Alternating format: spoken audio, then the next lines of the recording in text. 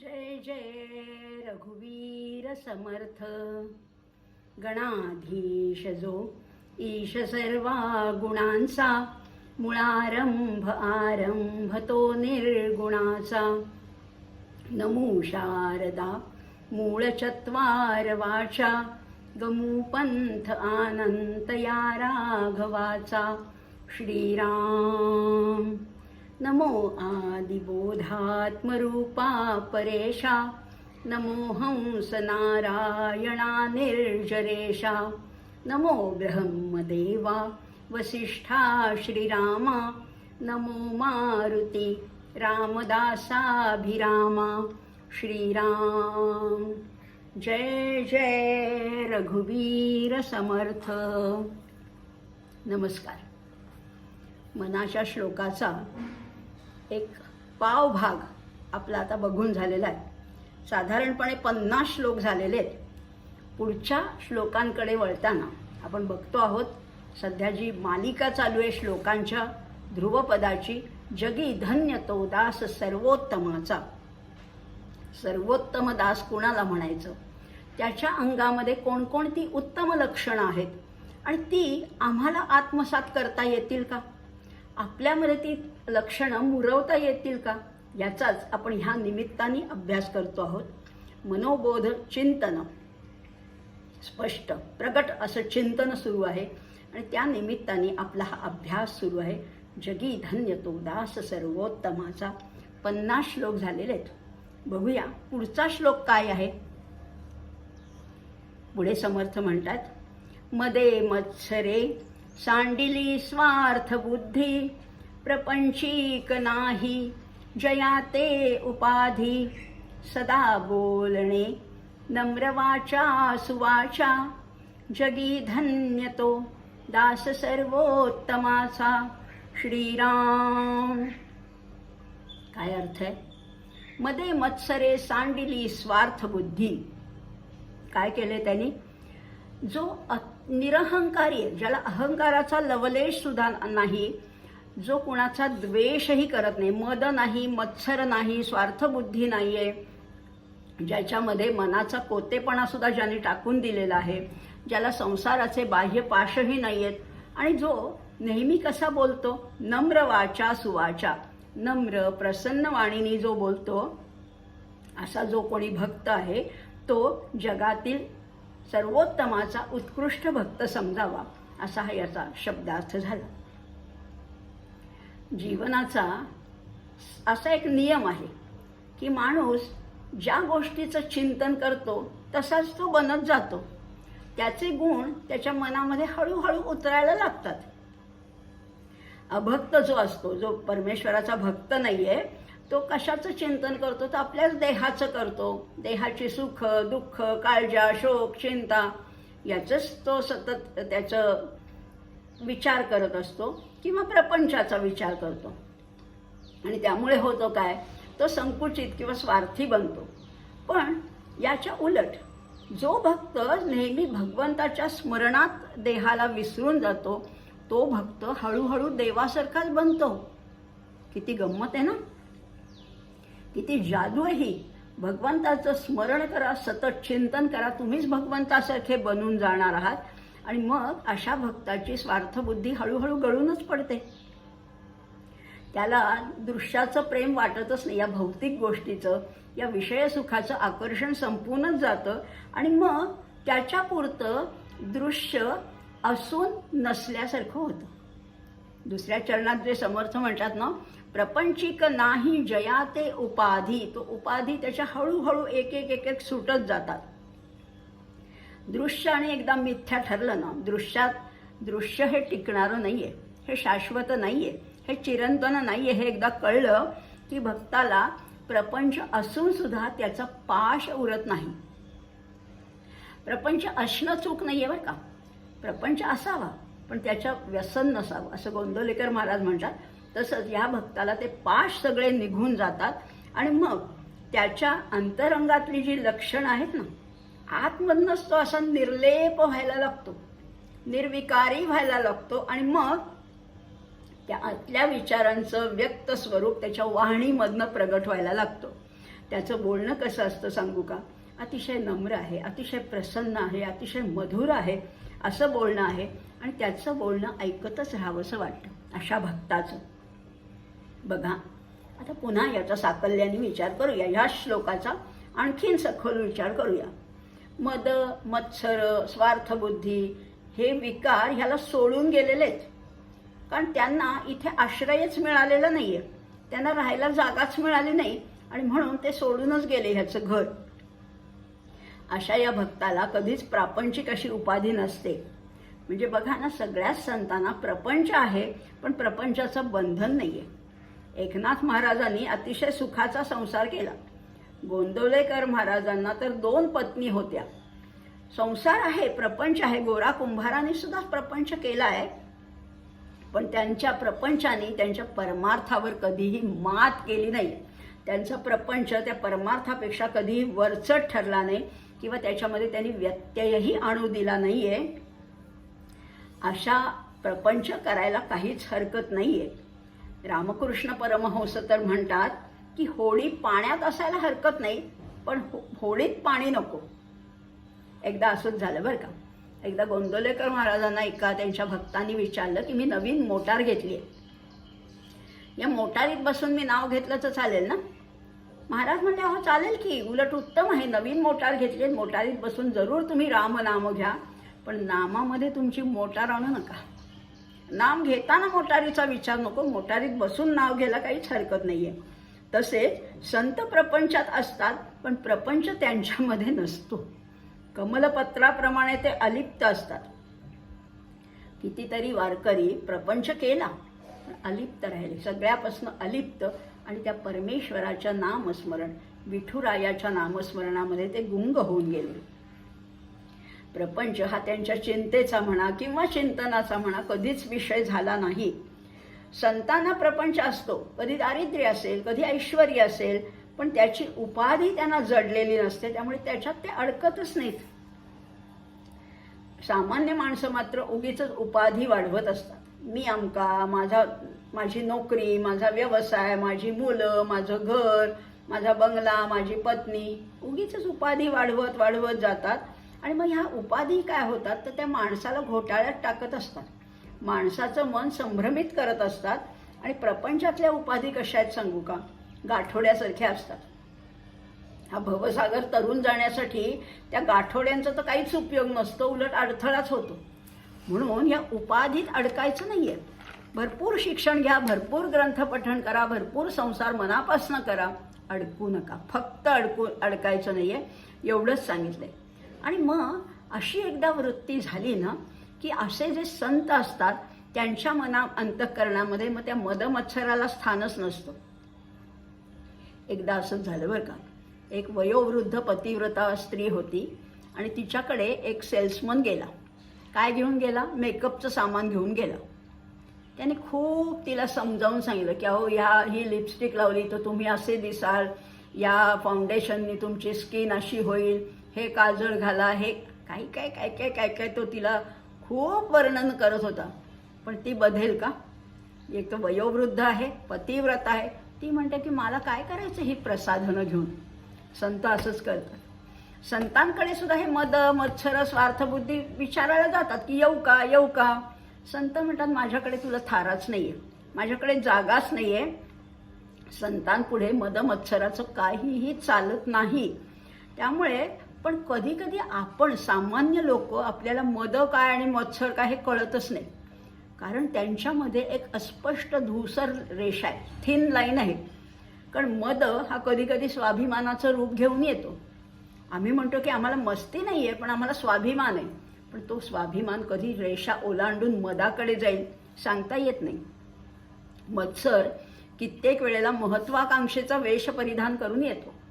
व्यवहारात जाहिरातीत आपण म्हणतो ना, उसकी कमीज मेरे कमीज से सफेद कैसे. हे जाहिरातीपुरतं ठीक आहे, पण व्यवहारात सुद्धा आपल्यापेक्षा कोणी जरासा वरचढ होतंय म्हटलं की आपलं लगेच संताप होतो, मत्सर फणा वर काढतो आणि आपण आपल्या संग्रहाचं सुद्धा समर्थन करत असतो. खरं म्हटलं ना तर अध्यात्मामध्ये अपरिग्रह सांगितलंय, पण आम्ही संसारी माणसं किती संग्रह करतो. आमचे माळे म्हणा, कपाट म्हणा, खचाखच भरलेली असतात. पण आम्ही म्हणतो असू दे, लागतं, कधीतरी लागतं. ते नाही लागत. खरं तर कुठलाच संग्रह नको, बाह्य संग्रहही नको आणि आतला संग्रह सुद्धा नकोय. संत मात्र या सगळ्या प्रकारापासून दूरच असतात आणि म्हणून त्यांच्या वाणीतून ही प्रसन्नता व्यक्त होते. हो, जसं खरंच आहे, जसं विचारात आहे तसेच उच्चार येतात आणि जसे उच्चार असतात तसे आचरण होऊ शकतं. त्यामुळे ट्रान्सपरन्सी हा संतांच्या व्यक्तिमत्वाचा एक मुख्य भाग आहे. आणि म्हणूनच संतांचं बोलणं कसं असतं, चांगलं असतं, चांगल्या संबंधी असतं आणि चांगल्या साठी असतं. ते नेहमीच कसे बोलतात, नम्रपणे बोलतात, हळूवारपणाने बोलतात, सौजन्याने बोलतात, मधुर शब्दामध्ये ते त्यांचं विचार, त्यांचे भावना प्रगट करतात. ज्ञानेश्वर माऊलींनी सांगितले तसंच त्यांचं बोलणं असतं. साच आणि मवाळ, मितुले आणि रसाळ, शब्द जैसे कल्लोळ अमृताचे. खरं बोलतात पण मऊ मृदूपणाने बोलतात. लोकांचं असं म्हणणं आहे की सत्य हे नेहमी कटू असतं, टोचणारं असतं, पण संतांचं सत्य बोलणं सुद्धा अत्यंत मृदूपणाने सांगितलेलं असतं. मितुले अत्यंत थोडक्यात पण रसाळ. रसाळ बोलण्यासाठी भारंभार बोलावं लागत नाही. मितुले आणि रसाळ शब्द कसे त्यांचे जैसे कल्लोळ अमृताचे. अमृताच्या सागरावर लहरी उठाव्यात असं यांचं इतकं गोड बोलणं असतं. पण व्यवहारामध्ये असे संत फारच कमी भेटतात ना. व्यवहारामध्ये बोलण्यातून वादविवाद, विरोध, संतापजनक असं वक्तव्य, उपहासात्मक असतं, छळ करणारं असतं, वर्मावर घाव घालणारं असतं, अडवणूक करणारं असं बोलणं आपण व्यवहारात कितीतरी ऐकतो. काहींचं बोलणं कपटाचं असतं, काही आषाढभूतपणाने शंका घेणारं असतं, कोणी दुसऱ्याची फसवणूक करणारं असतं. कितीतरी बोलण्याचे किती प्रकार आहेत. पण हे सगळे अवगुण संतांकडे नसतात. आमच्याकडे आहेत पण संतांकडे हे नाही आहेत. त्यांचं बोलणं जणू काही कृपा वात्सल्याने भरल्यासारखं असतं. म्हणजे जणू काही नादब्रह्म साकार व्हावं इतकं मंजूर खळखळणाऱ्या ओढ्यासारखं यांचं बोलणं असतं. किंवा कृष्णाच्या मुरलीचा जसा मधुर असा रव ऐकू यावा असं हे संतांचं बोलणं आहे. सत्याला धरून त्यांचं असलं तरी ते कठोर नसतं, त्याच्यात फाफट पसारा नसतो आणि अशी हे मधुर वाणी संतांची आहे. अर्थातच आता सगळ्या ज्ञानेश्वर माऊलींची वाणी तर अत्यंतच मधुर आहे, कितीतरी संतांची आहे. पण तुकाराम महाराज आणि समर्थ रामदास स्वामी यांची वाणी मात्र नुसती गुळगुळीत मुळमुळीत नाहीये, मऊ नाहीये, मवाळ सुद्धा नाहीये. अनेक वेळेला मवाळ आहे पण कधी कधी ते खडसावून आपल्याला जाब विचारतात, आपल्याला विचारतात. त्यामुळे त्यांची वाणी ह्याला अपवाद आहे. पण ती अपवादच आहे. म्हणजे माऊलींची वाणी आईसारखी असेल तर समर्थांची वाणी वडिलांसारखी आहे. आणि वडील रागवतातच ना, आणि वडिलांनी रागवायलाच पाहिजे. त्यामुळे समर्थांची वाणी थोडीशी धाकात ठेवणारी अशी आहे.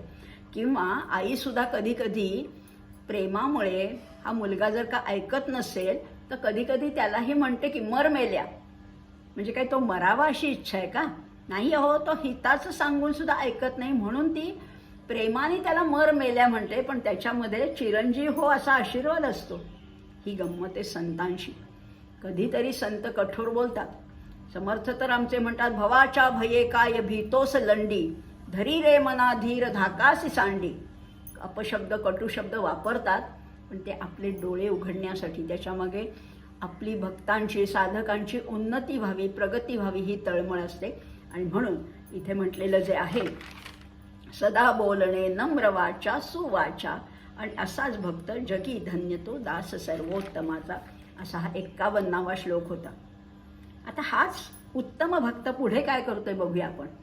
क्रमी वेळ जो तत्वचिंतानुवादे, न लिंपे कदा दंभवादे विवादे, करी सुख संवाद जो उगमाचा, जगी धन्य तो दास सर्वोत्तमाचा.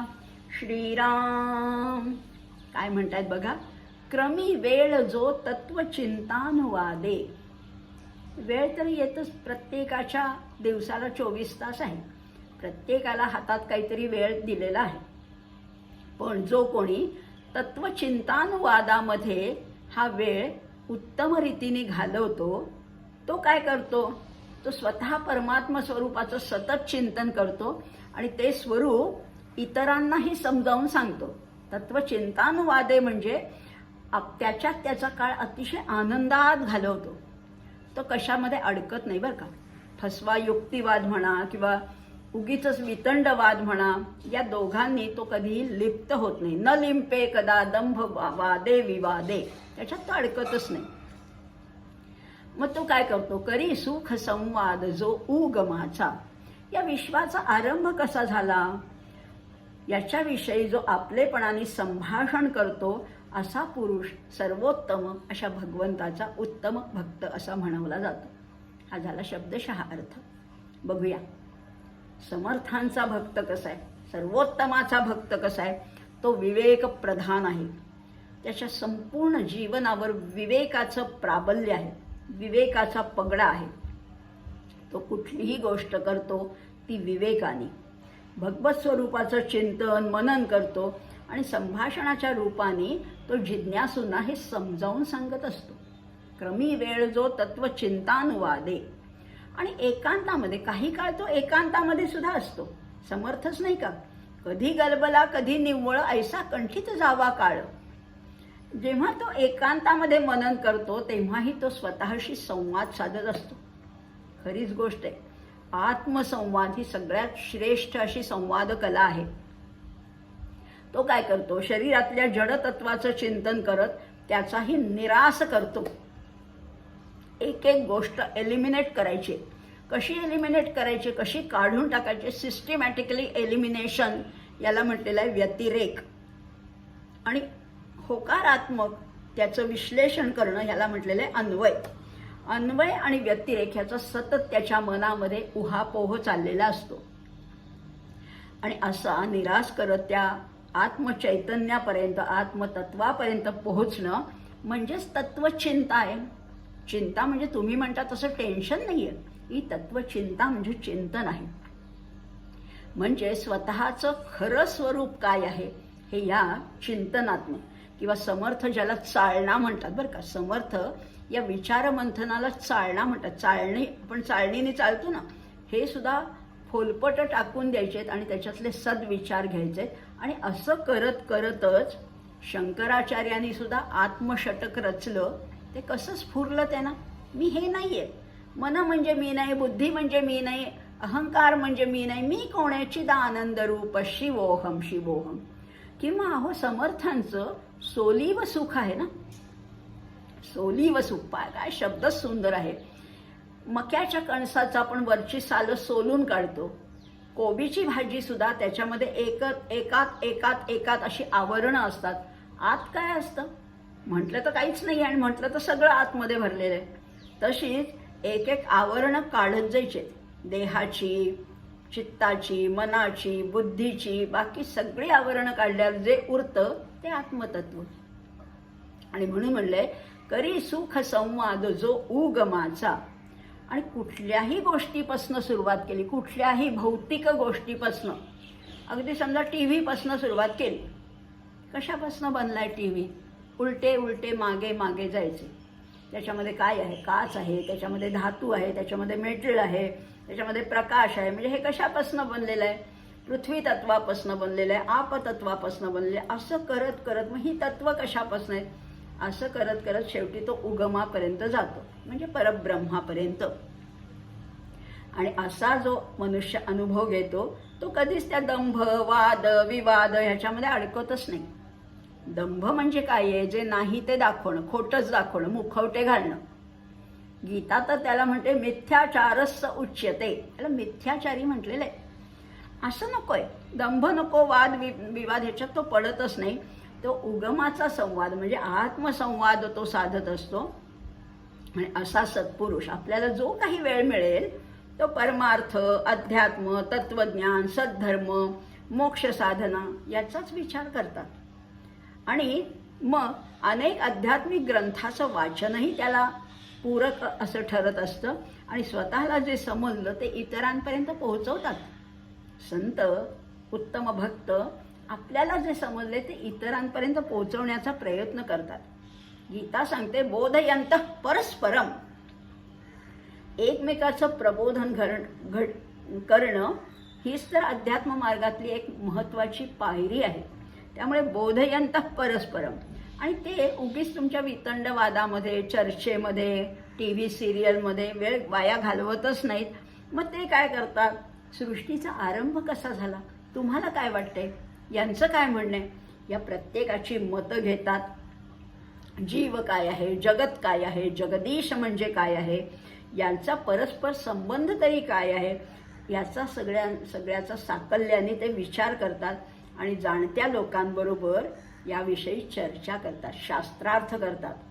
आणि हे कुठल्याही विषयाचं विवेचन जेव्हा शास्त्र पातळीवर होतं बरं का, शास्त्र पातळी, तेव्हा ते विवेचन म्हणा, तो विचार म्हणा, तो मूलगामी ठरत असतो आणि प्रगतीचा तो एक महत्त्वाचा टप्पा असतो. आणि म्हणूनच चर्चा व्हायलाच पाहिजे. आणि सज्जन लोक ह्याच्यातच आपला वेळ उत्तम रीतीने आनंदाने घालवतात. संस्कृतमध्ये सुभाषित असं आहे, काव्यशास्त्र विनोदेन कालो गच्छति धीमतां व्यसनेन च मूर्खाणां निद्रया कलहेन वा. सज्जन लोक कशात वेळ वाया नाही, वेळ कशात घालवतात, काव्य, शास्त्र आणि विनोद या 3 गोष्टीमध्ये. आणि मूर्ख लोक, दुर्जन लोक, व्यसनेन च मूर्खाणां, व्यसनामध्ये किंवा झोपेमध्ये किंवा भांडणामध्ये. वेळ सगळ्यांना दोघांनाही सारखाच मिळालेला आहे, पण त्याचा सदुपयोग करायचा का दुरुपयोग करायचा तुम्हीच ठरवा. पुढे आता बघूया आणखीन एक श्लोक. एकात ना एक आहे तो, काय सुंदर सांगितलेलं आहे. सदा आर्जवी प्रिय जो सर्वलोकी, सदा सर्वदा सत्यवादी विवेकी, न बोले कदा मिथ्यवाचा त्रिवाचा, जगी धन्य तो दास सर्वोत्तमाचा श्रीराम. सदा आर्जवी, प्रिय जो सर्वलोकी. आर्जव अर्थ मराठीपेक्षा थोडा वेगळा आहे बरं का. नेहमी आपण आर्जव म्हणजे विनंती, रिक्वेस्ट या अर्थाने वापरतो. इथे तो अर्थ नाही आहे. आर्जवी म्हणजे अत्यंत रुजू अंतःकरणाचा, जो निष्कपट आहे, निर्व्याज आहे, साधा सरळ आहे, असा आर्जवी. सदा आर्जवी, प्रिय जो सर्वलोकी, आणि सगळ्यांना जो प्रिय आहे, सगळ्यांचा जो आवडता आहे. सदा सर्वदा सत्यवादी विवेकी.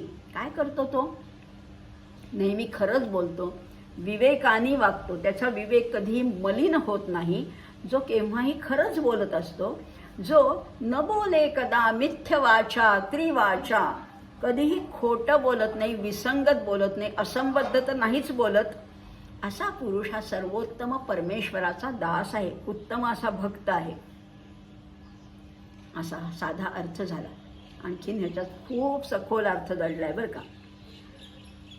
लोकप्रियता केव्हा मिळते, लोकप्रियता, तुम्ही लोकांसाठी काही केलं तर लोकप्रियता मिळते, किंवा तुमच्याकडनं काही स्वार्थ असेल, काही त्यांना मिळणार असेल तर मिळू शकते. पण संतांचं जनप्रियत्व आहे ते अकारण आहे, अहैतुकी आहे. आणि संतांकडे आणखीन एक गोष्ट अशी आहे की विवेक संपन्न असं त्यांचं सत्य भाषण असतं. आणि कुणालाही हे कळतं. सत्य भाषण जे बोलतात त्यांच्याकडे लोक निश्चितच आकर्षक होतात. त्यामुळे अकारण असं जनप्रियत्व आणि सत्य भाषण हे समर्थांना अत्यंत 2 आवडीचे मुद्दे आहेत किंवा ते गुण आहेत. भक्त कसा असतो, तो निष्कपट असावा, पण तो बावळट नसावा. आतून सच्चा असावा, खरा असावा, पण बावळट नसावा. तो कुणाला फसवतही नाही आणि तो कुणाकडनं फसवलाही जात नाही. त्यामुळे सदा आर्जवी प्रिय जो सर्वलोकी, सदा सर्वदा सत्यवादी विवेकी. त्याला कळत नाही असं नाही बरं का. कपटी माणसाचं कपटही तो जाणतो, पण तरीही त्याच्याशी सरळ वर्तन करतो. आर्जवी म्हणजे सरळ वर्तन आहे. या निर्व्याज किंवा ट्रान्सपरंट अशा वागण्यामुळे तो सगळ्यांना अतिशय प्रिय होतो. त्याचा कधीही तोल ढळत नाही. त्याच्या जीवनामध्ये विवेकाचं राज्य चालत असतं. त्याच्यामध्ये खोटेपणाला, गैरशिस्तीला, खोट्या भाषणाला व्यर्थ किंवा विसंगत बोलण्याला मुळी थाराच नसतो. किंबहुना असा भक्त जे बोलतो ते आपोआप घडून येतो, किंवा सदा सर्वदा सत्यवादी विवेकी, त्यामुळे त्याला जेवढं शक्य आहे तेवढंच तो बोलतो. त्यामुळे वागण्या बोलण्यामध्ये एक मनोहारी अशी सुसंगती त्याच्यामध्ये असते. आणि हा समर्थांचा स्वतःचा भर अतिशय गोड बोलण्यावर आहे. समर्थांनी दुसरीकडे एका ठिकाणी म्हणून ठेवलेलं आहे, राखावी बहुतांशी अंतरे, भाग्य येते तदनंतरे. अहो, तुम्ही अनेक लोकांना सुखी ठेवा, आनंदी ठेवा, समाधानी ठेवा, भाग्य तुमच्याकडे आलंच म्हणून समजा. तुम्ही दुसऱ्यांना अत्तर लावा, तुम्ही आपोआपच सुगंधित होणार आहात. वेगळं काही करायची गरजच नाहीये. इतरांसाठी थोडी झीज सोसायची. एका भावगीतामध्ये सुद्धा असंच म्हटले ना, दीन भुकेला दिसता कोणी, घास मुखीचा मुखी घालुनी, दुःख नेत्रीचे घेता पिऊनी, फोडी पाझर पाषाणाला, जो आवडतो सर्वाला, तोची आवडे देवाला. खरीच गोष्ट आहे. इतरांमध्ये तुम्ही देव बघायला शिका. भिकाऱ्यामध्ये सुद्धा देवच आहे, सगळीकडे देव आहे. पण ही गोड बोलणं आणि विवेकाने वागणं, खरं बोलणं हे मात्र जमायला पाहिजे. ही म्हटलं तर तशी तारेवरची कसरत आहे. सत्य हे क्वचितच प्रिय असतं.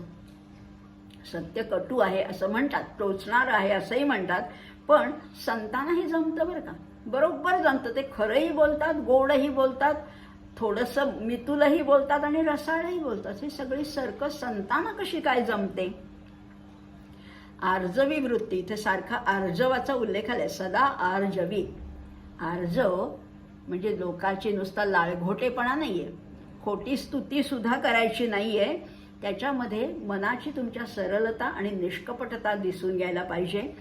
असं हा श्लोकच इतका सुंदर आहे. समर्थांची रचना काय कमाल आहे. इथे बघा, सदा शब्द, प्रिय बोलण्यासाठी त्यांनी शब्द वापरलाय सदा. सदा आर्जवी प्रिय जो सर्व लोकी. प्रिय बोलताना कसं बोला, सदा बोला. एकदा बोलला, दोनदा बोलला, चारदा बोलला झालं असं नाही, सदा प्रिय बोलायचे. बरं, पुढे म्हटलेलं आहे सत्य बोलण्यासाठी त्यांनी वापरलाय शब्द सर्वदा. सदा आला की सर्वदा येतोच, पण सदा प्रिय बोला आणि सर्वदा सत्य बोला.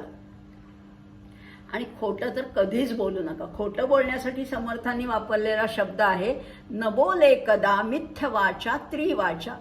आता त्रिवाचा म्हणजे काय तेही बघूया. 3 ठिकाणी 3 वेगवेगळं बोलणारा त्याला त्रिवाचा म्हटलेलं आहे. खरं म्हणलं ना तर साधकांनी एकूणच लोकसंग्रह अत्यंत काळजीपूर्वक करायला हवा. त्रिवाचा म्हणजे जे विचारामध्ये आहे तेच उच्चारामध्ये आणि तेच आचरणामध्ये. यथा चित्तम तथा वाचा, यथा वाचस तथा क्रिया, चित्ते वाची क्रिया यांच्या साधूनाम एक रूपता. हे तर आपल्याला माहिती आहे.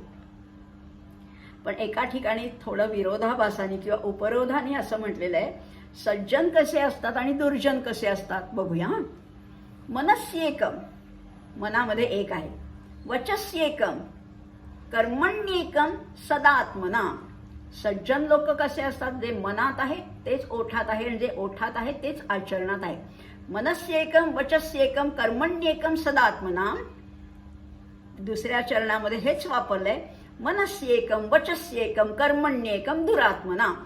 दुष्ट लोक कशी वागतात, त्यांचं 3 ठिकाणी 3 वेगवेगळं असतं. मनात एक, बोलण्यात वेगळंच आणि आचरणात आणखीन तिसरंच.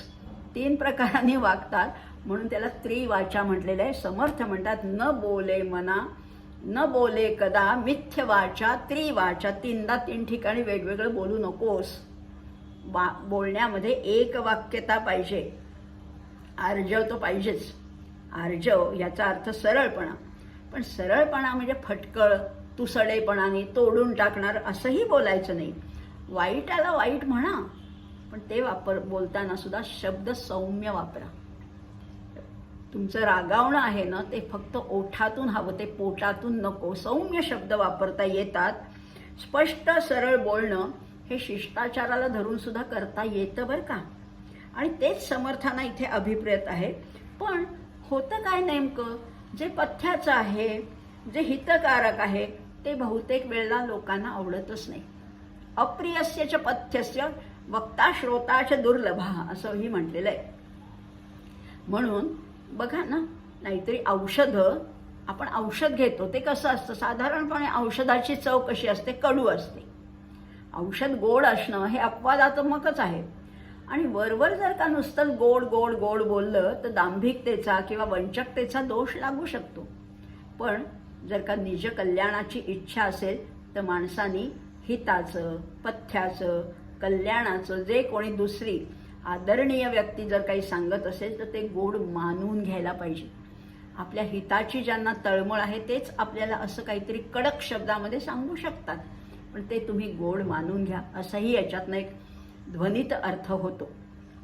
खरं तर माणसाला सरळपणाचं, स्पष्टपणाचं आकर्षण वाटायला पाहिजे आणि विचारी माणसाला ते आवडतंही. आणि म्हणूनच तुकाराम महाराजांचे थोडे कडक शब्दात लिहिलेले अभंग सुद्धा आदराने, प्रेमाने वाचले जातातच की. मनोबोध सुद्धा आपण समर्थांचा अत्यंत आवडीने ऐकतोच की. आत्यंतिक हित हीच खरं तर सत्याची कसोटी आहे. त्यामुळे संत जे बोलतात ते त्रिवार सत्यच असतं. आणि त्रिवार, मगाशी आपण त्रिवाचा पाहिलं, पण एखादी गोष्ट जेव्हा ठासून सांगायची असते, ठामपणाने सांगायची असते, तेव्हा ती तीनदा बोलली जाते ना. सत्यमेव जयते, सत्यमेव जयते, सत्यमेव जयते. तीनदा सांगितलं की त्याचा जास्त परिणाम साधला जातो. आणि इथे म्हटलेलं आहे त्यामुळे त्रिवाचा. आणि संतांचं बोलणं कसं असतं, पूर्णपणाने निस्वार्थी आहे. सर्व भूत हि ते रताः असं आहे. आणि म्हणून त्यांच्या वाणीला कधीही मिथ्याचा किंवा असत्याचा कधीही स्पर्श होत नाही. आणि मग असे संत, असा भक्त, असे साधक, असे सिद्ध पुरुष लोकांमध्ये निश्चितच प्रिय होतात. आणि जे लोकांना प्रिय होतात ते परमेश्वराला प्रिय होणारच. जो आवडतो सर्वाला तोची आवडे देवाला. म्हणून आपणही या उत्तम भक्ताच्या पावलावर पाऊल टाकत त्या अंतिम मुक्कामापर्यंत पोचायचे. प्रत्येक व्यक्तीमध्ये परमेश्वर बघायचंय. सर्व भूतस्थमात्मानं सर्व भूतानि चात्मनी ईक्षते योगयुक्तात्मा सर्वत्र समदर्शनः. सगळीकडे त्या परब्रह्माचंच दर्शन घडायला पाहिजे. अशी वृत्ती आपली आधी विकारांपासून मुक्त करूया आणि त्या परमेश्वर चरणी त्याच्या नामस्मरणामध्ये तल्लीन होऊन त्या परमेश्वराचाच आपणही ध्यास घेऊया. एवढंच इथे बोलूया. आणि हा आता 53 श्लोक झालेले, इथेच थांबूया. जय जय रघुवीर समर्थ.